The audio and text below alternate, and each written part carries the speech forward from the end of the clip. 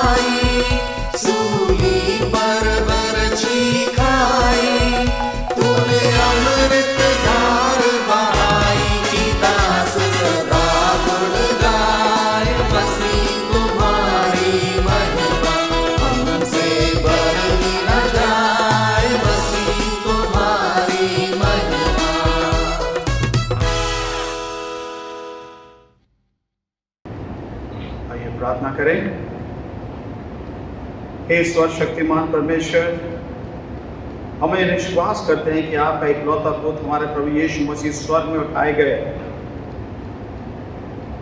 हम पर दया कीजिए और हमें ये वर दीजिए कि हम अपने मन तथा हृदय से कि स्वर्ग में उठाए जाएं और निरंतर उसके साथ रह सकें। उन्हीं के द्वारा जो आपके पवित्र आत्मा के साथ एक परमेश्वर है और अब तथा सदा सर्वदा जीवित और राज्य करते हैं। आमीन। आज का उत्तरवादी पाठ लिया गया है भजन संहिता 27 उसकी पहली और तीसरी से 5वीं आयत तक। आप कृपया उत्तर दें। मेरा हृदय और मेरा शरीर जीवित परमेश्वर में आनंदित है। यहोवा परमेश्वर मेरी ज्योति और मेरा उद्धार है, मैं किससे डरूं? यहोवा मेरे जीवन का दृढ़ गढ़ ठहरा है, मैं किसका भय खाऊं?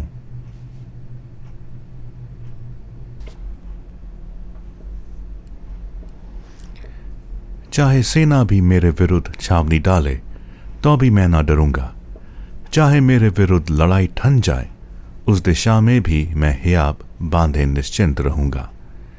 एक वर मैंने यहोवा से मांगा है, उसी के यत्न में लगा हूं कि मैं जीवन भर यहोवा के भवन में रहने पाऊं, जिससे यहोवा की मनोहरता पर दृष्टि लगाए रखूं और उसके मंदिर में ध्यान किया करूं, क्योंकि वो तो मुझे विपत्ति के दिन में अपने मंडप में छिपा रखेगा। अपने तंबू के गुप्त स्थान में वह मुझे छिपा लेगा और चट्टान पर चढ़ाएगा।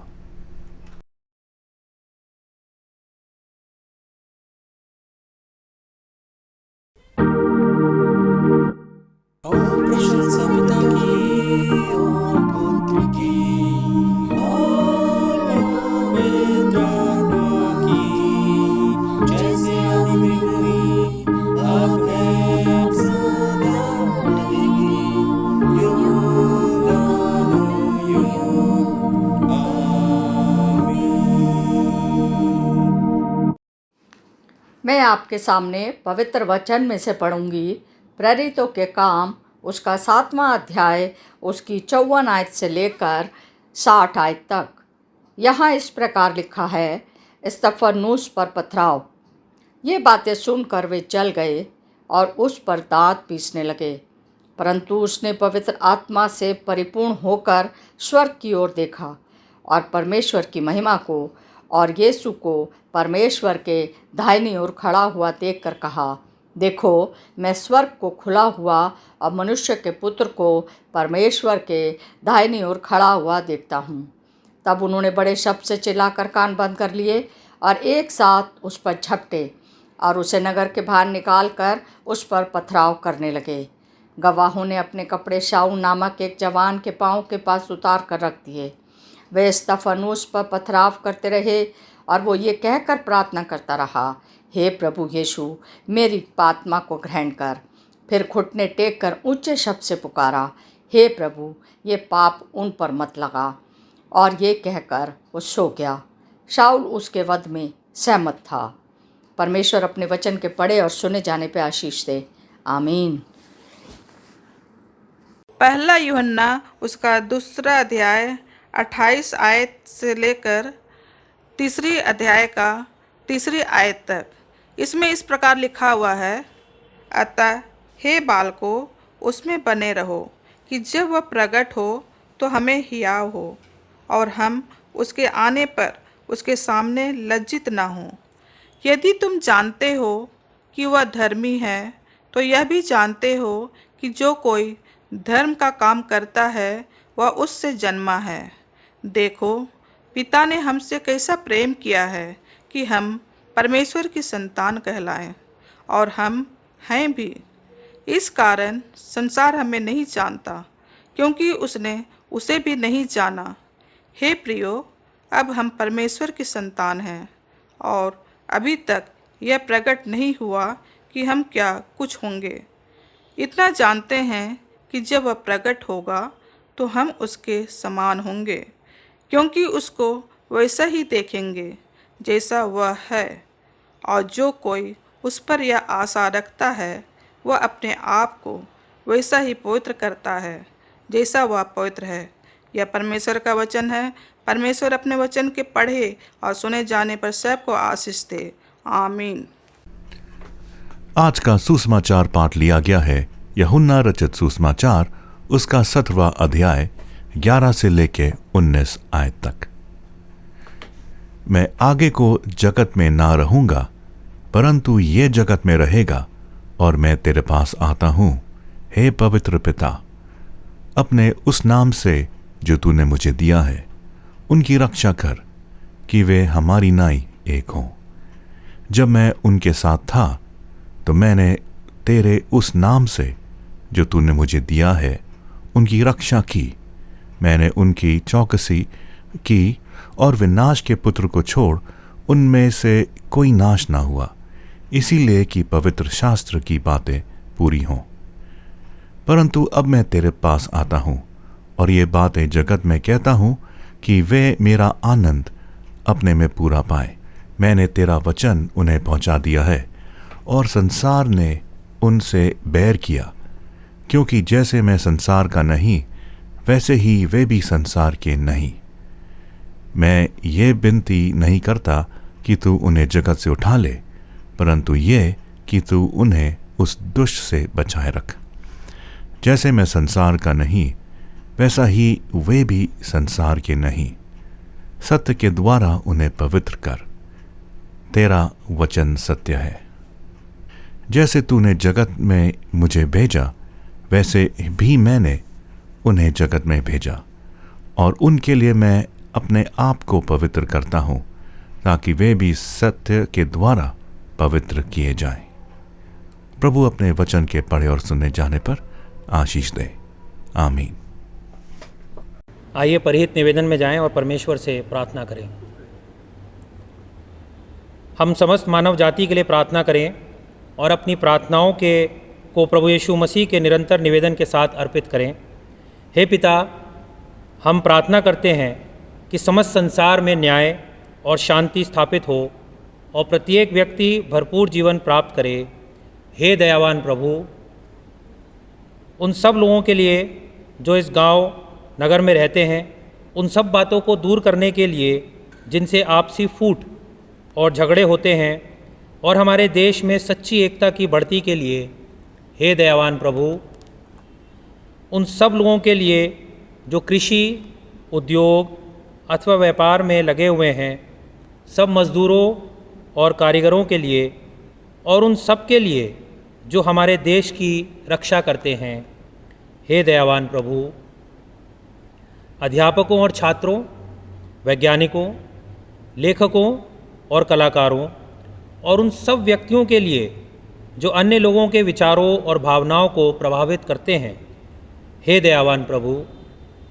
उन सब लोगों के लिए जो दुखी हैं, बेरोज़गार हैं, भूखे प्यासे हैं, दरिद्र और दलित हैं, बीमार और मरणासन हैं, और उन सब व्यक्तियों के लिए जो ऐसे लोगों की सेवा और सहायता करते हैं, हे दयावान प्रभु। हमारे तथा अन्य देशों के सब शासकों के लिए, विशेषकर हमारे राष्ट्रपति, प्रधानमंत्री, इस राज्य के राज्यपाल और मुख्यमंत्री, और उनके लिए भी जो लोगों पर किसी प्रकार का अधिकार रखते हैं, हे दयावान प्रभु। संपूर्ण मसीही समाज की एकता और मेल मिलाप के लिए, और समस्त संसार में उनकी गवाही और सेवा कार्य के लिए, हे दयावान प्रभु। भारत में आपकी समस्त कलीसिया के लिए, उसके परिषदों तथा अगुए, विशेषकर हमारे प्रमुख धर्माचार्य पीसी सिंह, दक्षिण भारत की कलीसिया के प्रमुख धर्माचार्य श्री धर्माराज, और मार्थोमा कलीसिया के मेट्रोपॉलिटन श्री जोसेफ, हमारे धर्माचार्य वारिस मसीह, हमारे पुरोहित टिमोथी शॉ, पादी जय कुमार, और हमारे ले रीडर आशीष अनुराग, और आपकी कलीसिया के सब अन्य धर्म सेवकों के लिए कि वे सच्चाई और लगन से आपकी सेवा करें, हे दयावान प्रभु। यह वर दे कि आपके उन सब भक्तों के साथ जिन्होंने अपने जीवन में सच्चाई से आपकी सेवा की है, हम भी आपके राज्य के शाश्वत आनंद में संभागी हो सकें। हे दयावान प्रभु, आइए एक साथ बोलें, हे स्वर्गीय पिता, अपने राज्य को शीघ्र प्रकट कीजिए और हमारी इन प्रार्थनाओं को सुनिए। हम आपके पुत्र, अपने प्रभु और उद्धारकर्ता यीशु मसीह के नाम से यह मांगते हैं, आमीन।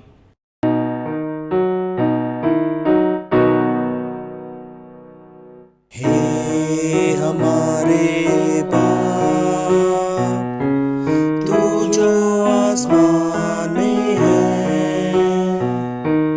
तेरा नाम पाक माना जाए, तेरी बादशाहत आए। हे हमारे बाप, जैसे तेरी मर्जी आसमान में पूरी होती है, जैसे तेरी मर्जी आसमान में पूरी होती है, वैसे तेरी मर्जी जगत में पूरी हो जाए।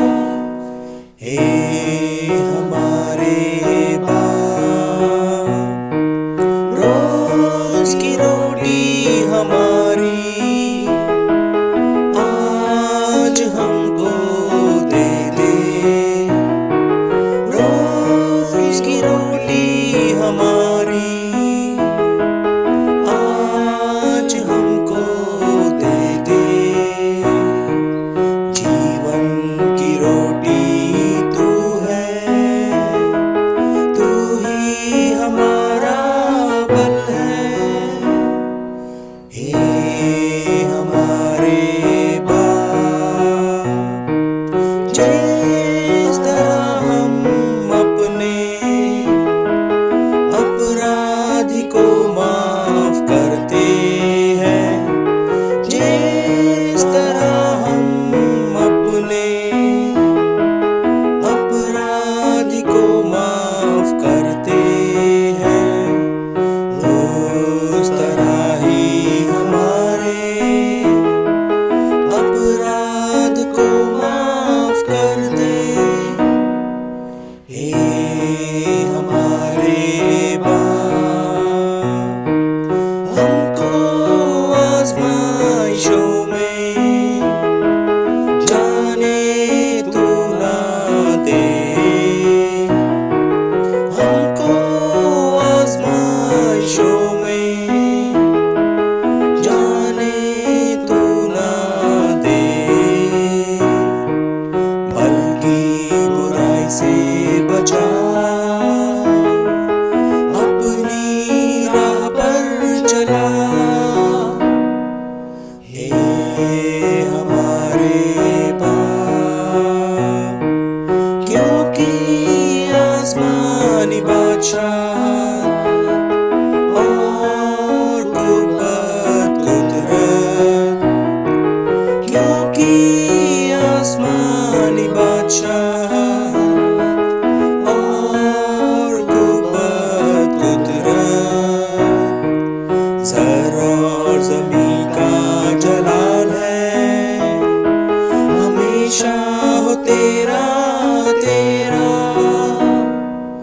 आमीन आमीन आमीन, आमीन आमीन आमीन, आमीन आमीन आमीन, आमीन। पाप अंगीकार। प्रिय भाइयों और बहनों, हमारे प्रभु यीशु मसीह ये कहते हैं, हमारा प्रभु परमेश्वर ही एकमात्र प्रभु है। तू प्रभु अपने परमेश्वर को अपने संपूर्ण हृदय, संपूर्ण प्राण, संपूर्ण बुद्धि और संपूर्ण शक्ति से प्रेम कर। ये पहली आज्ञा है। दूसरी ये है, अपने पड़ोसी को अपने समान प्रेम कर। इनसे बड़ी और कोई आज्ञा नहीं है। परमेश्वर ने संसार से ऐसा प्रेम किया कि उसने अपना इकलौता पुत्र यीशु मसीह दे दिया कि वे हमें पापों से बचाए, स्वर्ग में हमारे लिए निवेदन करे और हमें शाश्वत जीवन में पहुंचाए। इसीलिए हम पश्चाताप और विश्वास के साथ अपने पापों को स्वीकार करें। हम परमेश्वर की कृपा से उसकी आज्ञाओं का पालन करने का और सब लोगों के साथ मेल मिलाप और प्रेम से रहने का पक्का संकल्प करें। आइए प्रार्थना करें। हे सर्वशक्तिमान परमेश्वर, हमारे स्वर्गिक पिता, हमने मन, वचन और कर्म से आपके विरुद्ध और एक दूसरे के विरुद्ध पाप किया है। हमने अपनी अज्ञानता और दुर्बलता के कारण और जानबूझकर भी बुराई की है और भलाई करने में असफल रहे हैं। इन सब पापों के लिए हम सचमुच दुखी हैं और अंतःकरण से पश्चाताप करते हैं। आपके पुत्र यीशु मसीह ने हमारे लिए अपने प्राण दिए। उन्हीं के कारण हमने जो पाप किए हैं उनको क्षमा कीजिए और यह वर दीजिए कि भविष्य में हम नया जीवन पाकर सदा आपकी सेवा करें, ताकि आपके पवित्र नाम की महिमा हो। आमीन। सर्वशक्तिमान परमेश्वर उन सबको क्षमा करता है जो एक दूसरे को क्षमा करते और सच्चा पश्चाताप करते हैं। वे आप सब पर दया करे, आप सबके पापों को क्षमा करे और उनसे आपको छुटकारा दे, सब भले कामों में आपको स्थिर और सबल करे और शाश्वत जीवन में बनाए रखे, हमारे प्रभु यीशु मसीह के द्वारा। आमीन। परमेश्वर का धन्यवाद हो। आइए हम शांति अभिवादन के लिए हम लोग जाएंगे। हम सब मिलकर मसीह की देह हैं और हम सब ने एक ही आत्मा के द्वारा एक ही देह में बपतिस्मा लिया है। हम ऐसे कार्य में संलग्न रहें जिनसे शांति मिलती और एक दूसरे का निर्माण होता है। प्रभु की शांति सदा आपके साथ रहे और आपके साथ भी रहे और सबल करे और शाश्वत जीवन में बनाए रखे, हमारे प्रभु यीशु मसीह के द्वारा। आमीन। परमेश्वर का धन्यवाद हो। आइए हम शांति अभिवादन के लिए हम लोग जाएंगे। हम सब मिलकर मसीह की देह हैं और हम सब ने एक ही आत्मा के द्वारा एक ही देह में बपतिस्मा लिया है। हम ऐसे कार्य में संलग्न रहें जिनसे शांति मिलती और एक दूसरे का निर्माण होता है। प्रभु की शांति सदा आपके साथ रहे और आपके साथ भी रहे।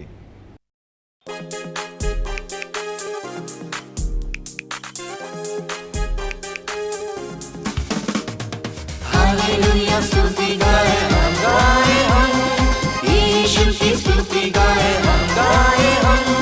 हालेलुया स्तुति गाए हम, यीशु की स्तुति गाए हम। Hallelujah, hallelujah, hallelujah, hallelujah, hallelujah,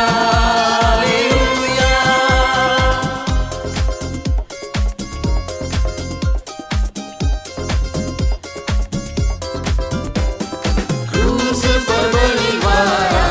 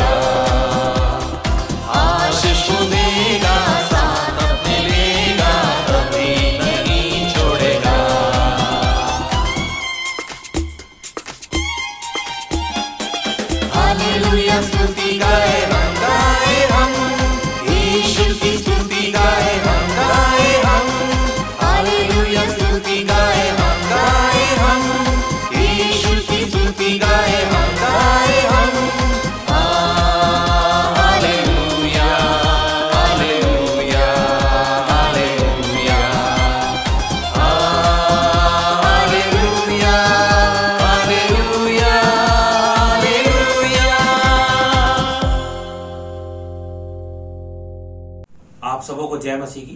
परमेश्वर का धन्यवाद करते हैं, एक बार फिर से उसने हमें मौका दिया है कि हम उस वचन पर मनन कर सकें।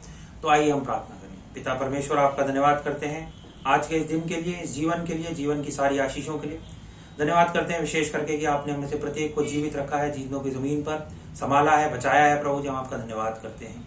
जब आपके वचन पर मनन करते हैं, आप हम सबके साथ होना, अपनी आत्मा का अभिषेक देना, अपने वचन के प्रकाश में होने दे पिता, हम अपने जीवनों को जांचने वाले हो सकें। प्रभु जी, हमारी मदद करें, सहायता करें। वचन को आपके हाथ में सौंपते हैं, हमें वो खुराक दीजिए प्रभु जी जिसकी हमें आवश्यकता है। आपके प्यारे बेटे प्रभु यीशु मसीह के नाम से मांगते हैं, आमीन। आज पुनरुत्थान पर्व के पश्चात छठवां रविवार है और जैसा कि हमारी कलीसिया की प्रथा रही है कि इस इतवार को हम लोग संडे को स्वर्गारोहण पर्व के रूप में मनाते हैं। वो दिन जिस दिन प्रभु यीशु मसीह अपने पुनरुत्थान के 40 दिन के बाद स्वर्ग पर उठा लिए गए थे। और आज का जो प्रस्तावित विषय है वो है मानव पुत्र प्रभु यीशु इतने उन्नत किए गए कि वे परमेश्वर के दाहिने हाथ पर विराजमान हुए। परमेश्वर का हम धन्यवाद करते हैं। और जब हम लोग कलीसिया में पर्व मनाते हैं तो बड़ा दिन मनाते हैं, पुनरुत्थान मनाते हैं और पुनरुत्थान पर्व मनाते हैं, ईस्टर मनाते हैं, गुड फ्राइडे मनाते हैं। लेकिन पुनरुत्थान पर्व के बाद दो ऐसे पर्व भी आते हैं जिन पे कलीसिया में ज्यादा ध्यान लोग नहीं दे पाते हैं, लोग नहीं देते हैं। एक तो स्वर्गारोहण पर्व है और एक पेंटिकॉस्ट का डे है या पिंतुकुस्त का दिन है, जो कि मसीही समाज में या मसीही कलीसिया में बहुत ही महत्वपूर्ण चीजें हैं, क्योंकि ये पवित्र आत्मा से जो है इनका जो है संबंध है, इनका सीधा सीधा संबंध पाया जाता है। स्वर्गारोहण पर्व की अगर हम बात करते हैं, प्रभु यीशु मसीह अपने जीवित होने के बाद 40 दिन तक अपने चेलों के साथ रहे। तरह तरह के उन्होंने काम उनके साथ किए, उनको ट्रेन करा, उनको शिक्षाएं दी, उनको तैयार किया, ताकि जब वो वापस बादलों पर जाए, स्वर्ग में जाए, तो ये चेले अपने आप में सर्व संपन्न हो जाएं और अपने कार्य को भरपूरी से अंजाम देने वाले हो सके। तो आज हम उस स्वर्गारोहण पर्व को मनाते हैं और हमने जो अभी प्रेरितों के काम उसका पहला अध्याय उसकी पहले आयत से लेकर 11वीं आयत में हमने उस पूरे जो इंसिडेंट हुआ था, जो वाकया हुआ था, उसको हमने ध्यान दिया है। मार्टिन लूथर जो थे, जब भी वचन पढ़ते थे तो उनकी एक आदत थी, वो अपने आप से पूछते थे इसका मतलब क्या है।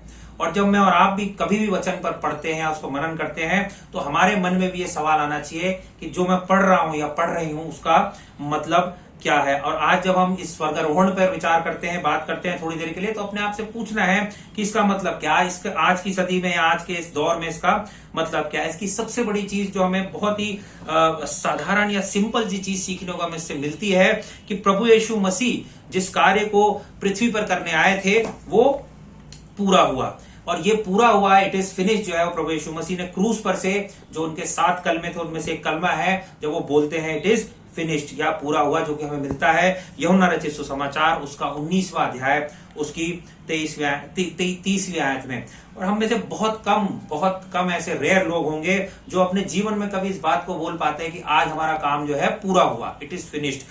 चाहे कितना भी प्रोडक्टिव या अच्छा दिन हमारा गया हो, चाहे हम घर में काम कर रहे हैं या ऑफिस में काम कर रहे हैं, बहुत ही कम ऐसा हो पाता है कि हम बोलते हैं कि हमारा काम पूरा हुआ। वो मकाम हमारे जीवनों में आता ही नहीं है, क्योंकि हमारी जो लिस्ट होती है काम करने की वो एंडलेस होती है, उसका कोई अंत ही नहीं होता है। लेकिन प्रभु यीशु मसीह वो व्यक्ति थे इस पृथ्वी पर जो इस बात को बोलने पाए कि पूरा हुआ, इट इज फिनिश्ड। और 40वें दिन जब वो अपने पुनरुत्थान के बाद, ईस्टर डे के बाद, अपने चेलों को जैतून नामक पहाड़ पर लेके गए और वहां पर उन्होंने उनके देखते देखते वो ऊपर बादलों पर उठा लिए गए और उनकी आंखों से छिप गए। और चेले जो थे वो दुख नहीं मना रहे थे, वो आनंद से भर गए थे। इसका मतलब क्या था? जब हम कहते हैं कि चेले जो है वो आनंद से भर गए थे, क्योंकि पिता ने अपने पुत्र को दुनिया में भेजा था, इस पृथ्वी पर भेजा था, अपने इकलौते पुत्र को भेजा था, ताकि वो इस पृथ्वी में जो हम लोग रहते हैं, हम जैसे लोगों को बचाए, वो अनंत मृत्यु से मुझे और आपको बचाए, ये जो इंसानियत है उसको पाप के बंधन से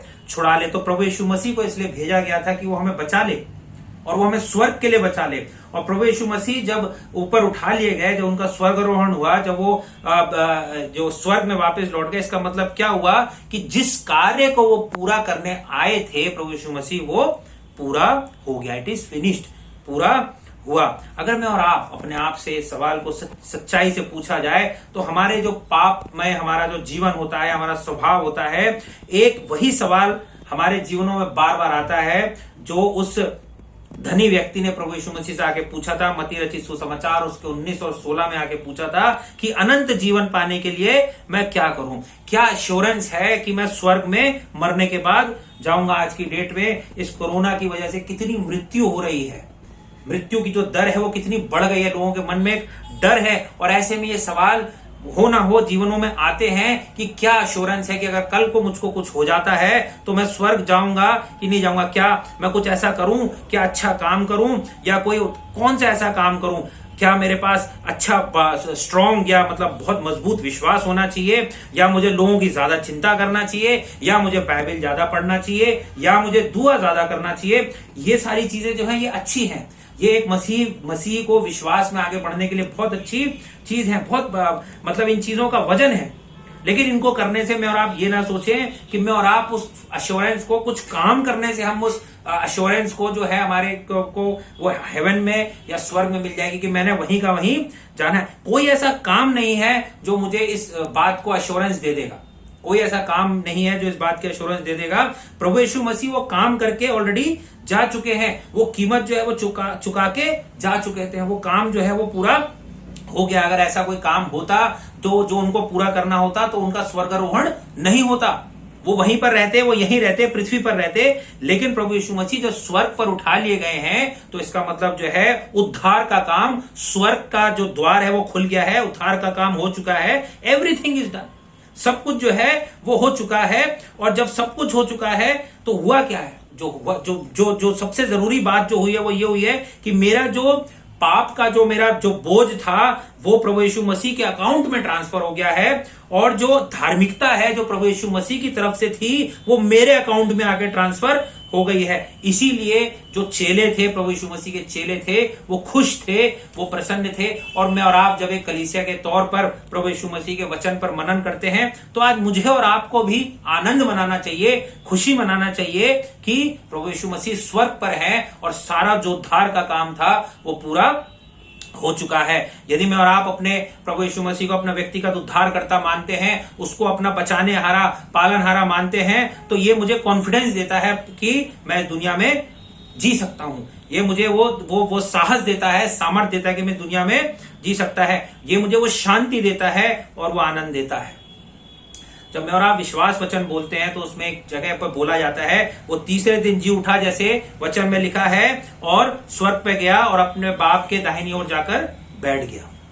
मार्टिन लूथर की तरह हम फिर पूछते हैं इसका मतलब क्या है। बाइबल हमें क्या बताती है, पहला यूहन्ना उसका दूसरे अध्याय, उसमें पहले यूहन्ना के पहले अध्याय में बताती है कि तुम पाप ना करो। यूहन्ना लिखता है, मैं तुम्हें बातें इसलिए लिखता हूं पाप मत करो, लेकिन अगर कोई पाप करता है तो हमारे पास कौन है, हमारे पास एक बिचवई है, हमारे पास एक वकील है। इंग्लिश में कहते हैं we have an advocate with the father, Jesus Christ the righteous. धर्मी प्रभु यीशु मसीह जो है, यूहन्ना लिखता है कि अगर हम पाप करते हैं तो वो बाप और मेरे बीच में एक बिचवई का काम करता है, वकील का काम करता है।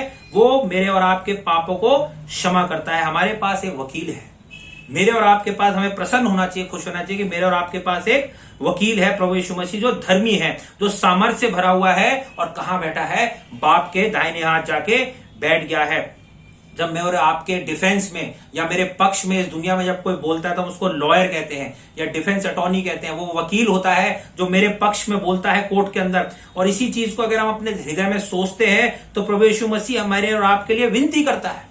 उसका काम क्या है, वो मेरे और आपके लिए पिता से विनती करता है, उस सिंहासन के सामने मेरे और आपके लिए विनती करता है। जब मैं और आप अपनी रोजमर्रा की प्रार्थना करते हैं तो उसमें कई बार हम अपने पापों का अंगीकार करते हैं। ऐसे पाप होते हैं जो बार बार मेरे और आप से होते रहते हैं, वो पाप में जिंदगी में मैं और आप जी रहे होते हैं। और कई बार क्या होता है, हमें लगने लगता है शायद पिता जो है, जो स्वर्ग में है, उसकी अब दया खत्म हो जाएगी क्योंकि मैं अपने आप को ठीक नहीं कर पा रहा हूं। कितनी बार पिता मुझे माफ करेगा, कितनी बार पिता मुझे माफ करेगा। लेकिन हम अपना विश्वास बांधे, ढांढस बांधे, प्रभु यीशु मसीह जो है वो पिता के दाहिने हाथ बैठा हुआ है। वो मेरी वकालत करता है, वो बिचवई का काम करता है, वो इंटरसीड करता है। वो जो मुझे बोलना है वो वहां पर बोलता है, तभी उसको मैं और आप उसको बचाने वाला कहते हैं। वो मुझे और आपको बचाता है।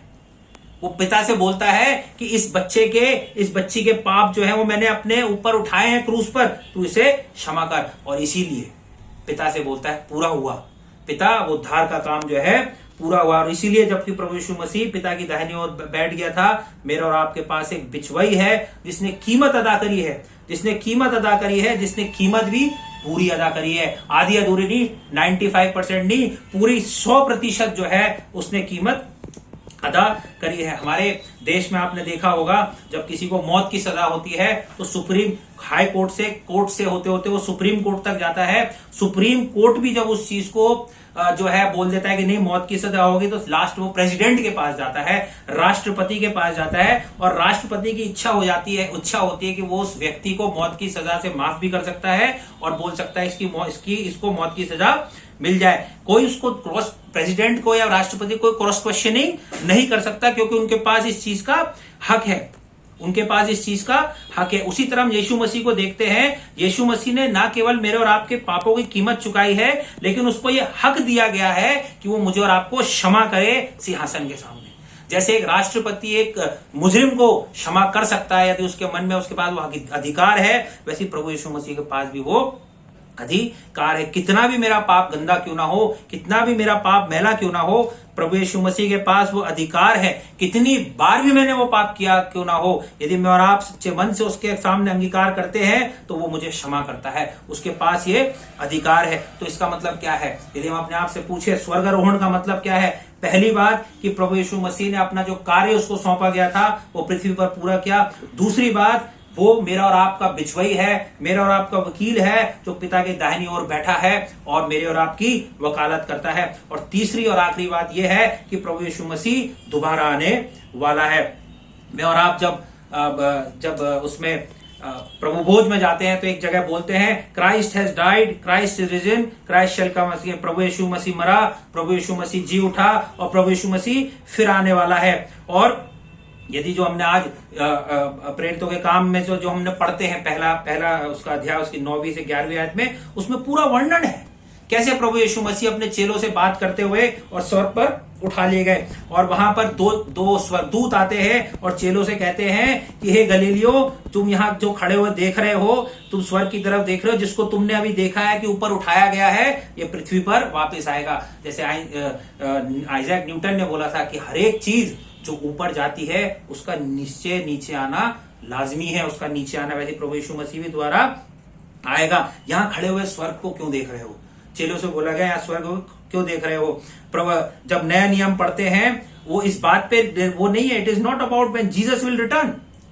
कहीं पे नहीं लिखा कि प्रभु यीशु मसीह कब आएगा। जो उसका फोकस है, जो उसका केंद्र बिंदु है, वो ये है कि जब प्रभु यीशु मसीह आएगा तब मेरे और आपके जैसे विश्वासी कैसे पाए जाएंगे जीवन जीते हुए। ये महत्वपूर्ण है। ये महत्वपूर्ण नहीं है कि वो कब आएगा, कैसे आएगा।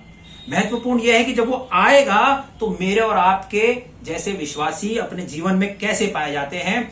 ये फोकस है, ये केंद्र बिंदु है नए नियम का। और जो बाइबल है, जो पवित्र शास्त्र, वो साफ साफ कहता है कि मुझे और आपको अपनी जिंदगियां ऐसे जीनी है कि लोग देखें और कहें कि उनको इच्छा हुए कि इनके पास जो है वो हमारे पास भी होना चाहिए। वो उद्धार जो इनके पास है वो हमारे पास भी होना चाहिए। ये दुनिया उस चीज की भूखी और प्यासी हो जाए, उस धार्मिकता की भूखी और प्यासी हो जाए, उस रिश्ते की भूखी और प्यासी हो जाए जो प्रभु यीशु मसीह के अनुयायियों के पास होता है, जो उसके फॉलोअर्स के पास होता है, जो उनको बनाने वाला है। ये मेरा और आपका चैलेंज है। ये मेरे और आपके लिए चुनौती है कि हम लोगों के अंदर वो भूख और प्यास को उत्पन्न करें अपने जीवन के द्वारा। यही हमारी कॉल है, यही हमारी पुकार है और यही वो चीज है जो मुझे और आपको करनी है। ये नहीं कि हमें स्वर्ग की तरफ देखते रहना है पूरे समय कि अब प्रभु यीशु मसीह आ रहा है या तब प्रभु यीशु मसीह आ रहा है। मुझे और आपको यही करना है कि हमें विश्वास योग्य बन के रहना है प्रभु यीशु मसीह के लिए। इससे बढ़िया कि हम अंधेरे से डरे, मुझे और आपको इस जगत की ज्योति बनना है। जैसे मत्ती रचित सुसमाचार और उसके पहले 5वें अध्याय की पहली आयत में लिखा है कि let your light so shine before others, कि तुम्हारी जो ज्योति है वो दूसरों के सामने ऐसे चमके कि वो तुम्हें देख करके तुम्हारा बाप जो स्वर्ग में है उसकी तारीफ करें। प्रभु यीशु मसीह के जो चेले थे उन्होंने उसको देखा कि वो स्वर्ग की ओर जा रहा था और प्रभु यीशु मसीह ने वो सारे पाप के जो अकाउंट थे, जो भाई खाते थे, उसने वो खत्म कर दिए। जब मैं और आप अपने पापों से क्षमा मांगते हैं, उससे सच्चे मन से अपना पश्चाताप करते हैं, तो हमारे जो पाप के बहीखाते होते हैं वो हमेशा हमेशा के लिए बंद हो जाते हैं, क्योंकि प्रभु यीशु मसीह मेरा और आपका बिचवई है। वो हमारे लिए इंटरसीड करता है, वो मेरे और आपका एडवोकेट है। और जब वो स्वर्ग में है, ये चीज मुझे आराम देती है, ये चीज मुझे आत्मविश्वास या कॉन्फिडेंस देती है कि वो एक दिन मेरे और आपके लिए जरूर आएगा। और जब मैं और आप प्रभु यीशु मसीह के पीछे चलते हैं तो मुझे और आपको किसी चीज से डरने की जरूरत नहीं है। प्रभु यीशु मसीह ने साफ कहा, यूहन्ना रचित सुसमाचार उसका 14वें अध्याय की 1 से 3 आयत में कहा कि जैसे तुम पिता पर विश्वास करते हो, मुझ पर भी विश्वास करो। मेरे घर में रहने के बहुत से स्थान हैं, यदि ना होते तो तुम्हें कह देता। मैं जा रहा हूं कि मैं तुम्हारे लिए एक जगह तैयार करके आता हूं, ताकि जब मैं जगह तैयार करता हूं ताकि मैं आऊं और तुम्हें वहां पर ले जाऊं। ये सारी बातें प्रभु यीशु मसीह ने अपने चेलों से कही और हमसे कही है। और जब वो स्वर्ग पे उठा लिया गया, जब वो स्वर्ग पे जा रहा था, उसके चेले इसलिए खुश थे। उसने अपने चेलों को कहा कि डरो मत, जैसे पिता पर विश्वास करते हो वैसे ही मुझ पर भी विश्वास करो। इस दुनिया में मैं और आप आज की डेट में बहुत खतरा, बहुत सारी चीजों का सामना कर रहे हैं। हर चीज जो है वो बिल्कुल अनिश्चित सी हो गई है, अनसर्टन सी हो गई है। दुखों के बीच में मैं और आप अपने जीवन को बिता रहे, लेकिन ध्यान रखें, एक ऐसा है जिसने अपने वचन में कहा है कि संसार में तुम्हें कलेश होता है, लेकिन ढांढस बांधो, मैंने संसार को जीत लिया, मैं सदैव तुम्हारे साथ हूं। ये वही यीशु मसीह है जिसने अपने वचन में कहा है कि मैं ना तुझे कभी छोड़ूंगा और ना कभी तुझे त्यागूंगा, मैं तुम्हारे लिए जगह तैयार करने जा रहा हूं। इतने अच्छे अच्छे वायदे जो पवित्र आत्मा मुझे और आपको याद दिलाता है, वो स्वयं प्रभु यीशु मसीह की कही हुई बातें हैं। तो हमने जो स्वर्गारोहण है प्रभु यीशु मसीह का, उससे क्या सीखते हैं? सबसे पहली चीज, क्या मतलब है इस चीज का? पहली चीज कि जो कार्य प्रभु यीशु मसीह करने आया था वो पूरा करके वो गया। उसके बाद दूसरी चीज जो हम सीखते हैं वो ये है कि वो हमारा बिचवई है, वो हमारा वकील बनकर के पिता से मेरे और आपके लिए हर पल दरख्वास्त करता है, दुआएं करता है। और तीसरा ये है कि उसका स्वर्गारोहण ये हमको बताता है, यह हमें विश्वास दिलाता है कि वो जब गया है तो वो दोबारा लौट के जरूर आने वाला है। Christ has died, Christ is risen, Christ shall come again. इसका मतलब प्रभु यीशु मसीह मरा, प्रभु यीशु मसीह तीसरे दिन जी उठा और प्रभु यीशु मसीह फिर आने वाला है। और जब वो आएगा तो मुझे और आपको, हम सबको अपने पास ले जाएगा, जो जगह उसने मेरे और आपके लिए तैयार की है। आइए अपने स्वरों को झुकाएं और परमेश्वर से प्रार्थना करें। पिता परमेश्वर, आपका धन्यवाद करते हैं आज के वचन के लिए, धन्यवाद करते हैं आपने अपने स्वर्गारोहण के विषय के माध्यम से हमसे बातचीत करी। प्रभु जी, हम आपका धन्यवाद करते हैं इस वायदे के लिए कि आप जब प्रभु जी जब आप स्वर्ग पर गए हैं तो एक बार फिर आप आएंगे और हम सबको यहाँ से ले जाएंगे, ऐसी जगह ले जाएंगे जहाँ ये दुख, तकलीफों और बीमारियां कभी ना होंगी। प्रभु जी, हम तब तक के लिए प्रभु, जब तक आप नहीं आते होने दे पिता, अपने जीवनों को ऐसे जिए ताकि लोग उस चीज के लिए, उस धार्मिकता के लिए, उस सच्चाई के लिए प्यासे और भूखे हो जाएं। और प्रभु जी, आपको खोजने वाले हो सके, आपके पीछे चलने वाले हो सके। हमारी मदद करें, हम सबकी सहायता करें, हम सब पर अपना आशीष और अनुग्रह भरा हाथ बनाए रखें। अपने जीवनों को आपके हाथ में सौंपते हुए इस प्रार्थना को मांगते हैं आपके प्यारे बेटे प्रभु यीशु मसीह के नाम से, आमीन।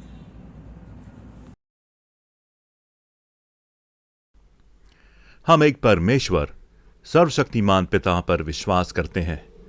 वह स्वर्ग और पृथ्वी का और समस्त दृश्य एवं अदृश्य वस्तुओं का करता है।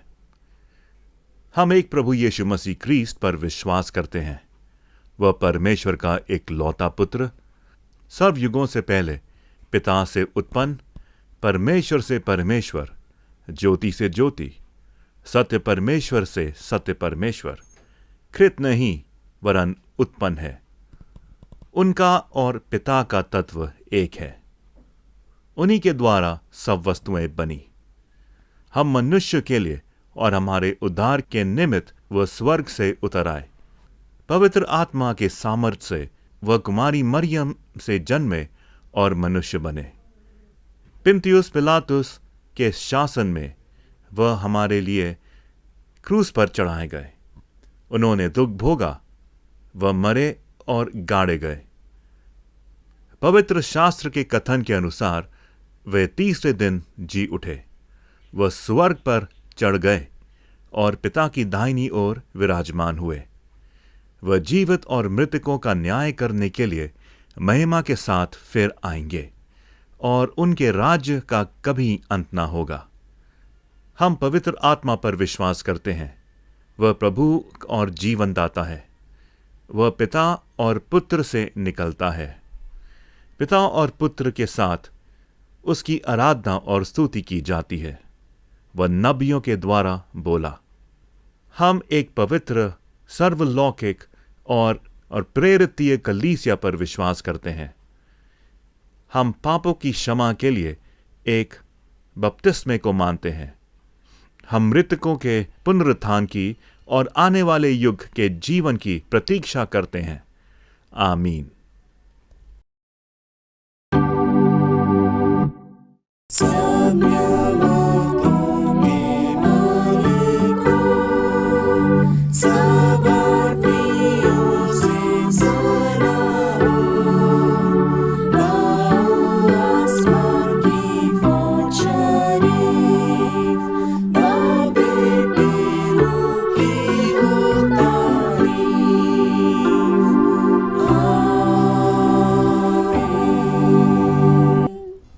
शांति दाता परमेश्वर, जिसने हमारे प्रभु यीशु को मृतकों में से जीवित किया, तुमको सर्वगुण संपन्न करे, जिससे तुम उसकी इच्छा पूर्ण कर सको।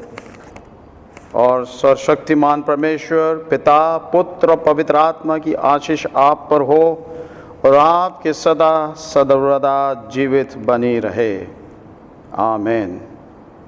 शांति से पूर्ण होकर जाओ, प्रभु से प्रेम करो और उसकी सेवा में लगे रहो। हम सब मिलके बोले, मसीह के नाम से आमीन।